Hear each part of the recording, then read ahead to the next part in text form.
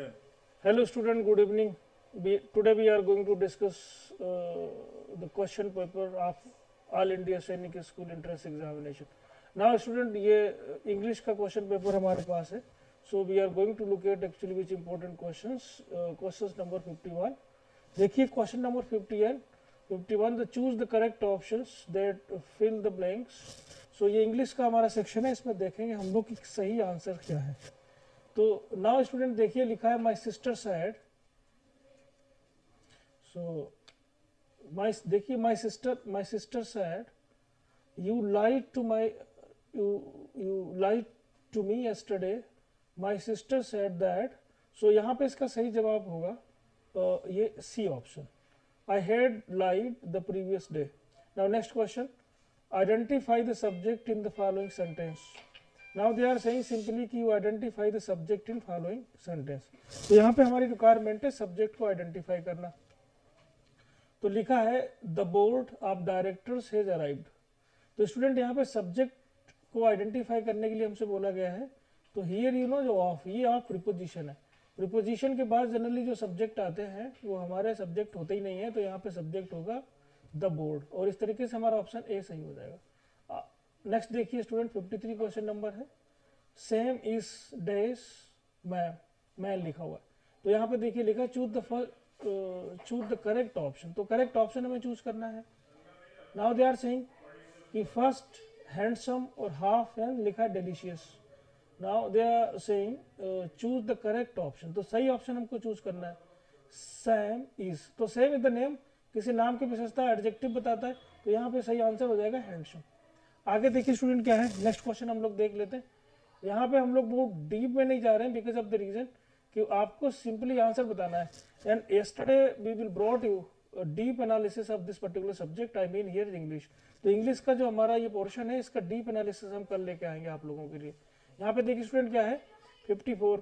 तो 54 में लिखा है choose the correct option to fill in the blanks. तो यहाँ पे सही ऑप्शन बताइए.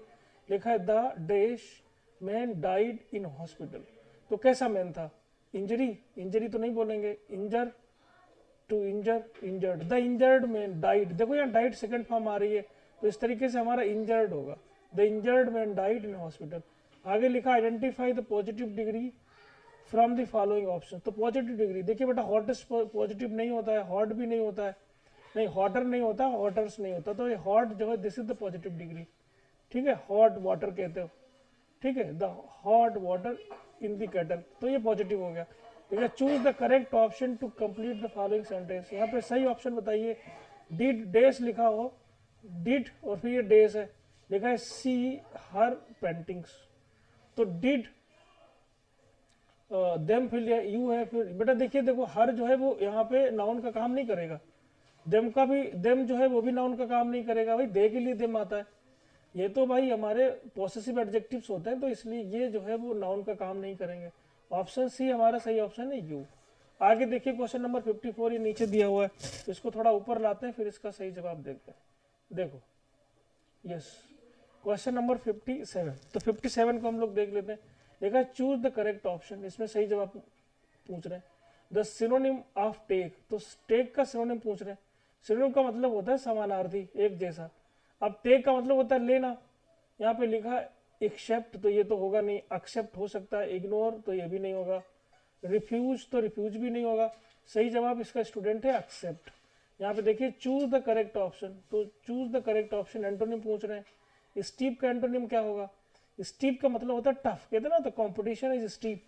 तो यहाँ पे इसका जो पॉसिबल आंसर है वो क्या हो सकता है, ब्लेंड नहीं. ब्लेंड मतलब होता है सीधा. और यहाँ पे डार्क लिखा है, लिम्प लिखा है, ब्राइट लिखा है. तो स्टीप का क्या हो जाएगा, स्टीप मतलब सीधा. तो इस तरीके से स्टूडेंट इसका जो ऑप्शन है दैट इज डार्क. यहाँ पे बी जो है दैट इज एक्सेप्टेबल आंसर. तो इसको हम लोग देख सकते. ब्लेंड, ब्लेंड मतलब क्या होता है. तो यहाँ पे बेटा ये बी ऑप्शन सही है. देखेंगे अगर any course correction required tomorrow हम लोग डिटेल लेक्चर में देखेंगे.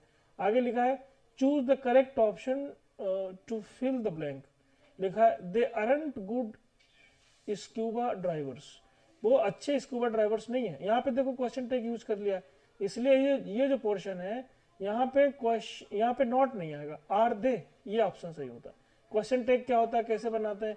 ये हम नेक्स्ट लेक्चर में अच्छे से देखेंगे। कान तो हो ही नहीं सकता क्योंकि हेल्पिंग वर्ब बेटा यहाँ पे आर थी, इसलिए विल भी नहीं हो सकता, कुड भी नहीं हो सकता, यहाँ पे हो जाएगा अरंट। आगे देखो, थोड़ा ऊपर चलते हैं, ऊपर चलते हैं। देखो यहाँ पे लिखा है which of the following is an assertive sentence.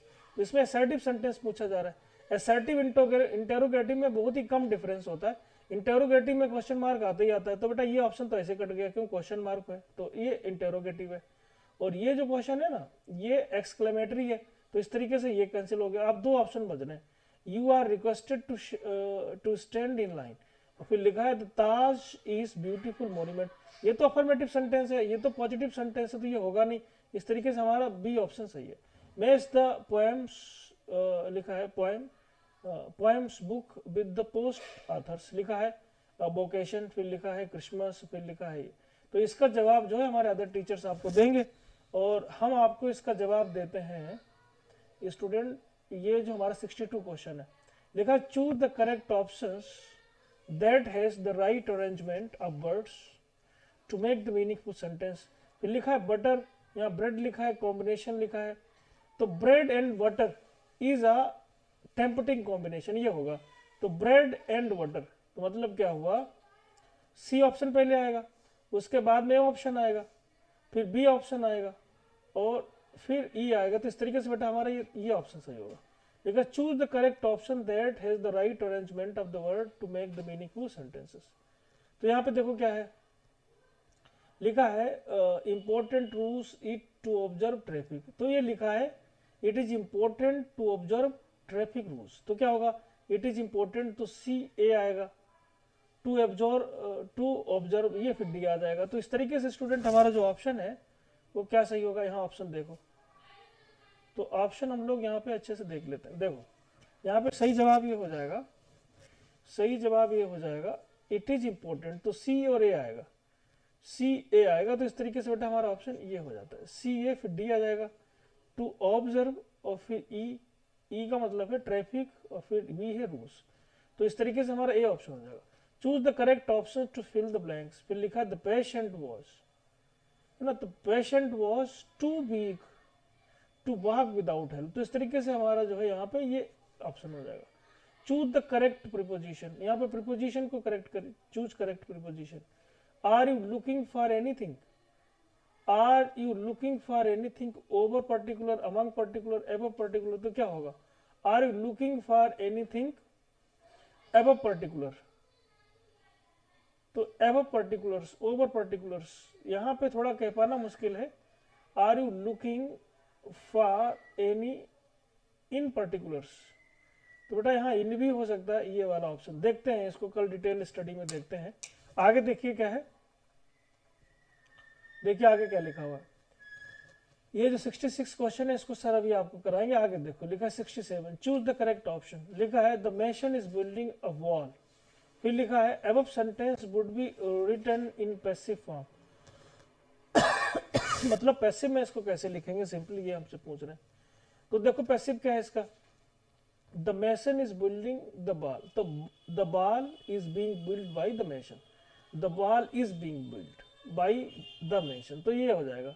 अब पैसिव एक्टिव से पैसिव कैसे चेंज करते हैं, पैसिव से एक्टिव कैसे चेंज करते हैं, इसको बहुत ही अच्छे से हमने बता रखा है, फिर एक बार अच्छे से बता देंगे in detail lecture. For the time Bing हमारा ऑप्शन जो है स्टूडेंट ये होगा सेकेंड। लिखा है चूज द करेक्ट ऑप्शन, यहाँ से करेक्ट ऑप्शन चूज करने के लिए बोल रहे हैं।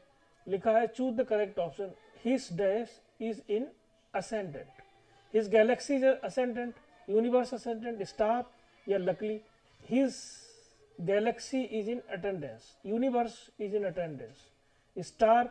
तो स्टूडेंट यहाँ पे क्या लगाओगे actually, his star is in ascendance, तो यहाँ पे यूनिवर्स ही लगाओ actually, universe is an ascendance. Ascendance मतलब होता है बढ़ोतरी पे, मतलब बहुत ही वो जो है बढ़ोतरी पे है, ग्रोथ पे है, वो दिन दूने रात चौगनी वाली बात है। तो ये इस तरीके से हमारा ये जो है बी ऑप्शन यहाँ पे सही है। लिखा identify the error and choose the correct options. लिखा energy is very essential in succeed in life, तो energy is very essential, energy is to succeed in life, तो यहाँ पे क्या होगा, इनके प्लेस पे बेटा टू होना चाहिए, तो ये ऑप्शन सही हो जाएगा। इन सक्सीड इन लाइफ है ना, essential to succeed in life, तो इस तरीके से क्वेश्चन नंबर 70 हम लोग देखते हैं। देखा चूज द करेक्ट ऑप्शंस, लिखा है Ramesh and his brother dancing. तो रमेश देखिए ये हमारा सब्जेक्ट हो गया, हिज ब्रदर ये भी सब्जेक्ट हो गया, एंड से जुड़े हुए हैं, तो now the subject is plural, तो वर्ब मस्ट बी प्लूरल, तो बी ऑप्शन हमारा इस तरीके से सही हो जाएगा। तो Ramesh and his brother were dancing, तो हमारा ऑप्शन बी यहाँ पे सही हो जाता है। आगे देखते हैं स्टूडेंट, आगे बताइए हमारा इंग्लिश का पोर्शन जो है वो हो गया। 2 to 3 question there are left unanswered because of the reason, उसको सर अभी करा देंगे। तो for the time being this is that's all in this video. Thank you so much, God bless.